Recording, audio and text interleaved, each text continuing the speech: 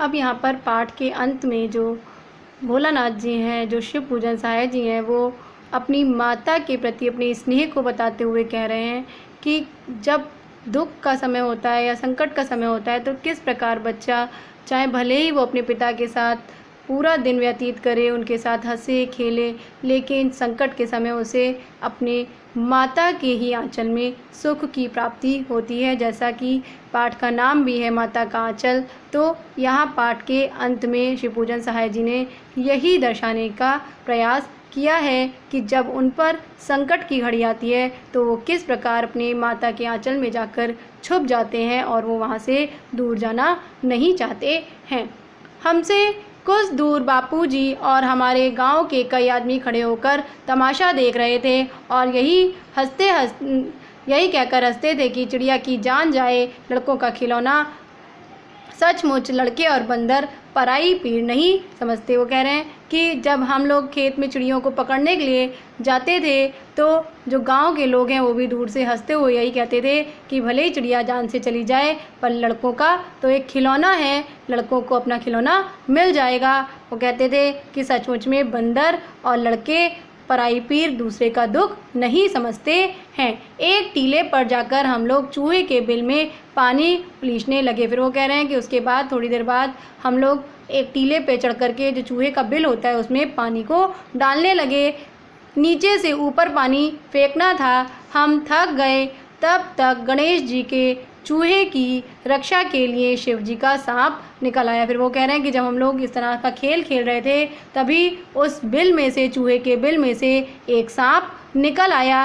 रोते चिल्लाते हम लोग बेतहाशा भाग चले। कोई औंधा गिरा, कोई अंटाचिट, किसी का सिर फूटा, किसी के दांत टूटे, सभी गिरते पड़ते भागे। हमारी सारी देह लहूलुहान हो गई, पैरों के तलवे कांटों से छलनी हो गए। फिर वो कह रहे हैं कि उस सांप को देखकर हम लोग इतनी तेज़ डर के मारे भागे कि उल्टे सीधे गिरे। किसी के सर में चोट लगी, किसी के दांत टूटे और वो कह रहे हैं कि हमारी भी पूरी देह लहूलुहान हो गई और पैरों में इतने कांटे चुभ गए कि पूरा पैर जो था वो हमारा नीचे से तलवा पूरा लहूलुहान हो गया। उन्होंने चित्र के माध्यम से भी ये अपनी शरारतों को दिखाया है कि किस तरह से वो अपनी शरारतें करते थे खेत में। ये देखिए वो किस तरह से चिड़ियों को मकई के पेड़ के खेत में पकड़ रहे हैं। उसके बाद उन्होंने कहा कि हम एक सुर से दौड़ते हुए आए और घर में घुस गए। उस समय बापूजी बैठक के ओसारे में बैठकर हुक्का गुड़गुड़ा रहे थे। फिर वो कह रहे हैं कि हम दौड़ते हुए भागते हुए बस घर के अंदर घुस गए और देखा कि बरामदे में ओसारे बरामदे में घर के जो है बापूजी का जो है वो गुड़गुड़ा रहे हैं। उन्होंने हमें बहुत पुकारा पर उनकी अनसुनी करके हम दौड़ते हुए मैया के पास ही चले गए। वो कह रहे हैं कि लेकिन बापूजी ने हमें बहुत पुकारा लेकिन हमने उनकी ये भी बात नहीं सुनी। उनकी बातों को अनसुना करके हम सीधे मैया के पास अपनी चले गए और उनकी गोद में जाकर शरण ली। मैया चावल अमनिया कर रही थी, माँ जो थी वो चावलों को साफ़ कर रही थी। हम उसी के आंचल में छिप गए, लेकिन हम उन्हीं की गोदी में जाकर छिप गए, बैठ गए। हमें डर से कांपते देखकर वह ज़ोर से रो पड़ी और सब काम छोड़ बैठी। अधीर होकर हमारे भय का कारण पूछने लगी। कभी हमें अंग भर कर दबाती और कभी हमारे अंगों को अपने आंचल से पोंछकर हमें चूम लेती। बड़े संकट में पड़ गईं। मतलब वो कह रहे हैं कि हमें दुखी देखकर हमारी माँ भी ज़ोर से रोने लगी। वो भी सारे कामों को छोड़कर हमें पुचकारने लगी, हमें प्यार करने लगी। वो कभी हमें गोदी में एकदम चिपका लेती थी और कभी वो हमें चूम करके हमारे अंगों को जो है अपने आंचल से, अपने पल्लू से साफ़ करती थी। और वो भी बहुत दुविधा में पड़ गई, वो भी बहुत ज़्यादा हमें दुखी देखकर दुखी हो गई। यहाँ पर जो है लेखक ने यही दर्शाने की कोशिश की है कि जब बच्चा दुखी होता है तो माँ भी किस प्रकार से दुखी हो जाती है। बच्चे को रोता हुआ देखकर माँ भी रो पड़ती है। इसीलिए इस पाठ का नाम माँ का आंचल रखा गया। माँ का आंचल इसीलिए रखा गया क्योंकि यहाँ पर माता और पिता दोनों के वात्सल्य को दर्शाया तो गया है,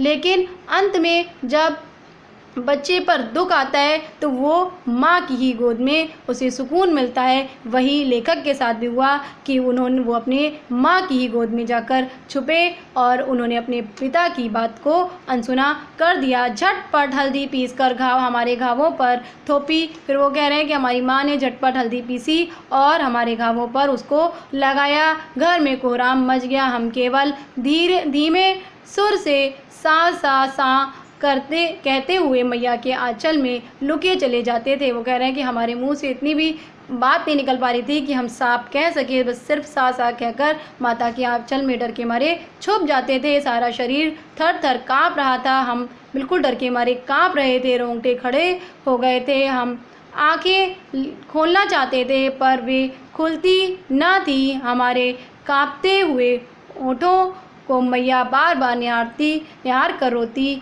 और बड़े लाड़ से हमें गले लगा लेती थीं। फिर वो कह रहे हैं कि जब हमें काँपता हुआ देखकर, हमारे होठों को काँपता हुआ देखकर माँ रोती थी और फिर हमें बड़े प्यार से अपने गले से लगा लेती थी। इसी समय बापूजी दौड़े आए, आकर झट से मैया की गोद से अपनी गोदी में लेने लगे, पर हमने मैया का आंचल की प्रेम और शांति के चंदोवे की छाया ना छोड़ी। और अंतिम पंक्तियों में वो यही कह रहे हैं कि हमारे बापूजी ने आकर हमें अपनी गोदी में लेना चाहा, लेकिन हमने अपनी माँ की गोद में जो हमें प्रेम और शांति मिल रही थी उसे ना छोड़ना चाहा, अर्थात हम अपने बापूजी की गोद में उस समय नहीं गए। इसमें यही बताया गया है कि जो बच्चा है उसको अपने दुख की घड़ी में, अपने संकट की घड़ी में अपने माता की गोद ही बहुत प्रिय होती है। उसको वहीं अधिक शांति मिलती है, वही प्रेम उसे सुकून देता है और वो कहीं भी जाना नहीं चाहता है। इसीलिए इस पाठ का नाम